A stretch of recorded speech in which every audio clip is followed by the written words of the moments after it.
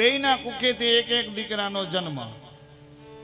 એક દીકરાનું નામ છે ઉત્તમ, અને જેનો દાસ્ય ભાવ છે, જેના ઉપર ઓછો પ્રેમ છે, એના દીકરાનું નામ છે ધ્રુવ. એક દિવસની ઘટના એવી બને કે ઉત્તમ એના પિતાના ખોળામાં બેઠો. ઉત્તમ એના પિતાના ખોળામાં બેઠો એટલે ધ્રુવે ગડગડતી દોટ મૂકી એટલે ઓરમાન માએ આડો હાથ રાખ્યો અને કીધું કે આ ક્યાં જાય છે? તો કે ભાઈ ઉત્તમ પિતાજીના ખોળામાં બેઠો, મારે પિતાજીના ખોળામાં બેસવું છે. તો કે તારા પિતાના ખોળામાં તારે બેસવું હોય, તું ગમે એમ તો દાસી પુત્ર છો, તારા પિતાના ખોળામાં તારે બેસવું હોય તો તારે મારા પેટે જન્મ લેવો પડે. આટલું કીધું. નહીં તો બાળક છે, સહજ સ્વભાવ, 5 વર્ષનું બાળક છે. રડતી આંખે માં પાસે આવ્યો છે ને માને કહ્યું છે કે માં સુનીતિને કહ્યું છે કે માં આવો અન્યાય શા માટે?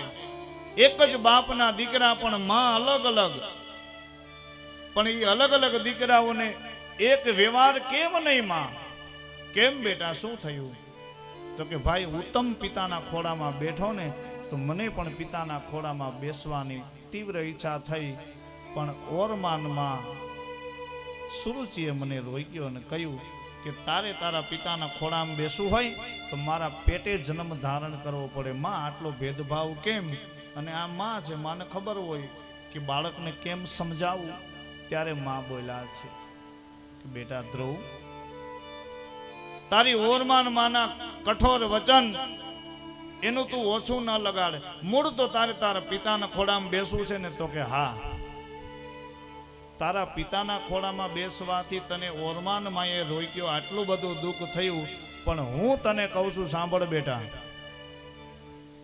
આખા જગતના બાપના ખોળામાં બેહવાનો અવસર તને મળે તો કે માં એના જેવું કાંઈ નહીં, તો જંગલમાં જઈને તારે તપ કરવું પડશે. એને મંત્ર આપ્યો અને ધ્રુવને એક લગન લાગી સાહેબ કે પિતાના ખોળામાં બેસવું છે. એને કાંઈ ખબર નથી. અને ધ્રુવને કીધું ને ધ્રુવ ત્યાંથી ચાલતા થયા. ધ્રુવ ચાલતા થાય પણ ધ્રુવને ખબર નહીં કે કેમ તપ કરવું, કેમ જપ કરવું. રસ્તામાં નારદ ઋષિ મળે ને નારદે કહ્યું છે કે હે ધ્રુવજી મહારાજ, આમ ઉતાવળા પગલે ક્યાં જાઓ છો?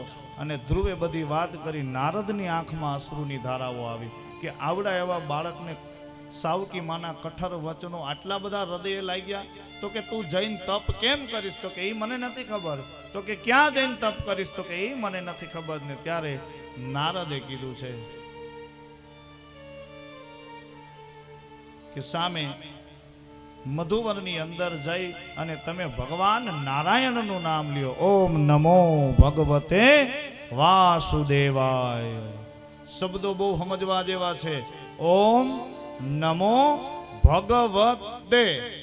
ભગવતે આમાં ઘણા એ જ કહેતા હોય, અહીં બાજુમાં પ્રદક્ષિણા ફરે ને શબ્દ કાને અથડાય ત્યાં ખબર પડે કે ઓમ નમો ભગવતી વાસુદેવાય. ભગવતી નહીં, ભગવતે.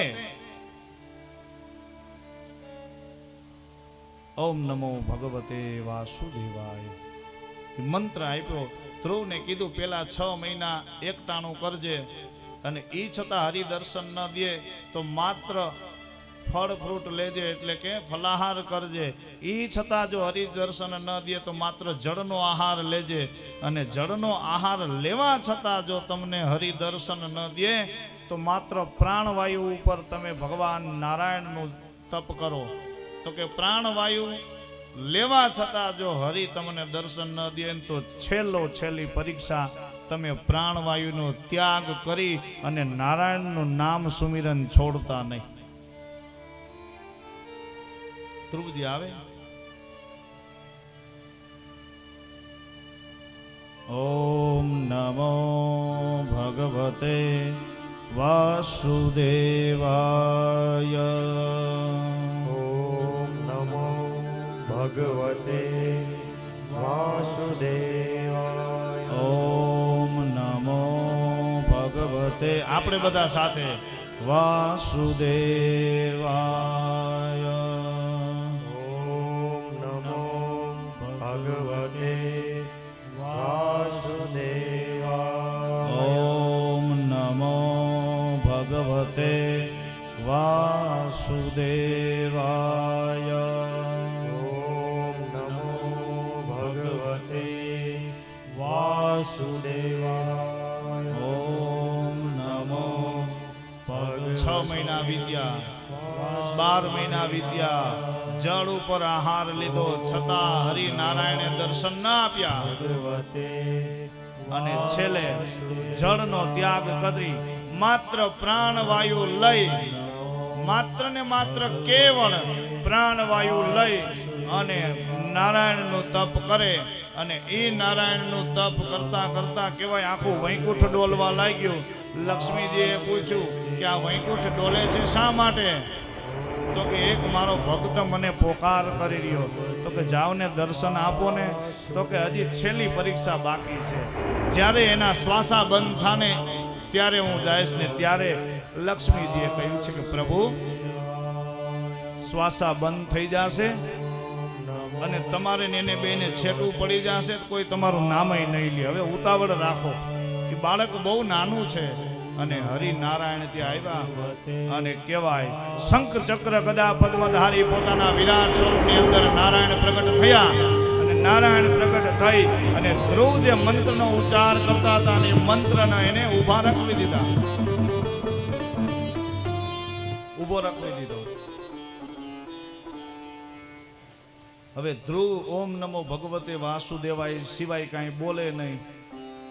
ધ્રુવના મુખમાંથી વાચા વહી ગઈ. ભગવાને પોતાનો પંચજન્ય શંખ ધ્રુવના ગાલે સ્પર્શ કરાવ્યો અને ધ્રુવને વાચા ફૂટી. ધ્રુવને પૂછ્યું કે તું આ કોનું તપ કરસ? તો કે ભગવાન નારાયણનું કરું છું. તો કે તે નારાયણને કોઈ દિવસ જોયા છે? તો કે ના, મારા પિતા મારી માએ એમ કીધું કે આખી દુનિયાનો બાપ છે ને એના ખોળામાં મારે બેસવું. તો કે હું જ સ્વયં નારાયણ છું. શું વાત કરો? તો કે હા, હું જ સ્વયં નારાયણ છું. એટલું કીધું અને ભગવાન નારાયણે ધ્રુવજીને પોતાના ખોળામાં બેહાડી અને માથે હાથ મૂકી અને કહેવાય કે એને અવિચળ રાજ આપી દીધું છે. આ કેવડી ભક્તિ છે. માથે હાથ મૂકીને એને અવિચળ રાજ આપી દીધું. પછી તો બધા ધ્રુવજીના હામૈયા કરવા માટે આવ્યા. પેલા કોઈ માન્યું નહીં. ધ્રુવ રાજાને અવિચળ થાપ્યો, પ્રહલાદ લીધો રે ઉગારી રે. ઓ ધ્રુવ રાજાને અવિચળ થાપ્યો, પ્રહલાદ લીધો રે ઉગારી રે. ઓ સંધ્યા ટાણે દેત સહાયરો વાલા, સંધ્યા ટાણે રે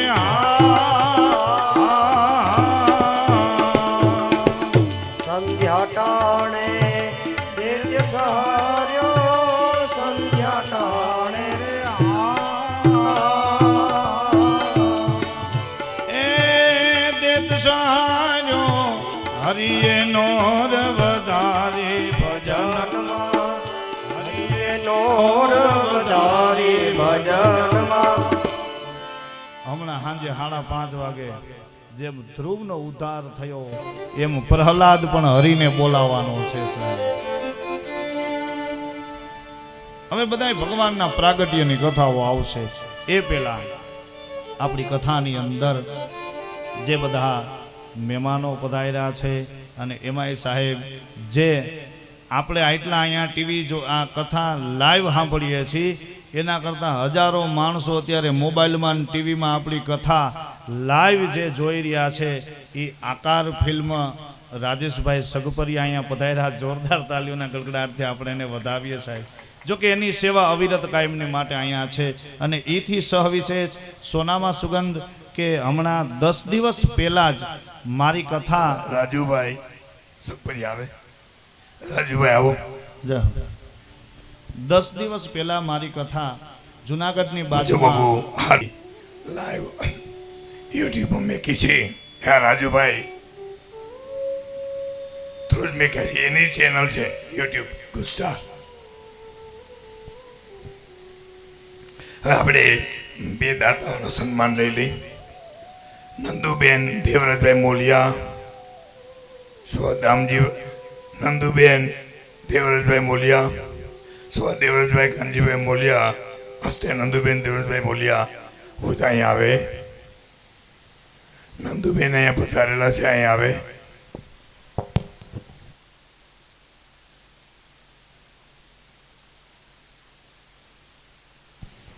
નંદુબેન મોલિયા અહીંયા આવે.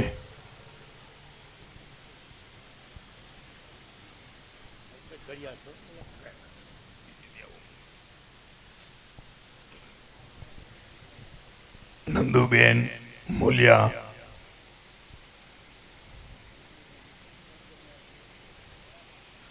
નથી હવે.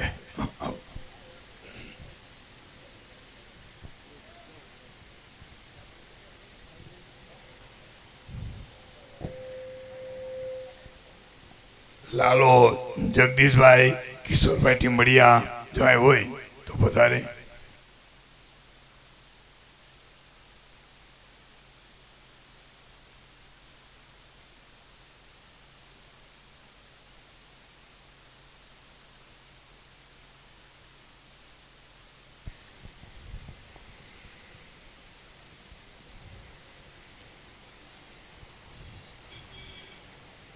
પધારો નંદબેન. નંદબેને હાર પહેરાવી સાલ ઉઠાડી અને પછી બાપુ સ્વાગત કરશે. આપણા ભોજનના દાતા છે. ધન્યવાદ નંદબેન, આભાર. હવે આપણે કથા શરૂ કરશું. જય અત્રે જેમ જેમ દાતાઓના સન્માન અને વસરામભાઈએ જેમ કીધું કે આપણી કથાની અંદર સંતો અને કોઈ વડીલોને આમંત્રિત મહેમાનો આવે એટલે આપણી કથા દિવ્ય થાય. એવા જ આની પહેલાં મારી કથા 10 દિવસ પહેલાં પૂરી થઈ. જુનાગઢની બાજુમાં પાદરિયા ગામ, ત્યાં મા રાંદલમાના સાનિધ્યની અંદર મારી દેવી ભાગવત કથા, અને એ દેવી ભાગવત કથાની અંદર અમારે જે કાયમને માટે પૂજામાં જે દાદા અહીંયા બિરાજતા હતા, એ દાદા અહીંયા રાજકોટ સુધી આવ્યા ને એને ખબર પડી કે બાપુની કથા અહીંયા ચાલે છે, એટલે એકદમ સાધુ પ્રેમી આત્મા છે. તો એ ભૂદેવ અહીંયા જુનાગઢથી પધાર્યા. તો જોરદાર તાલુકાના ગરગડાટથી આપણે એનું અભિવાદન કરીએ અને દાદાને વિનંતી કરી કે આ બાજુ સ્ટેજ ઉપર આવો તમારા સ્થાને બાપા.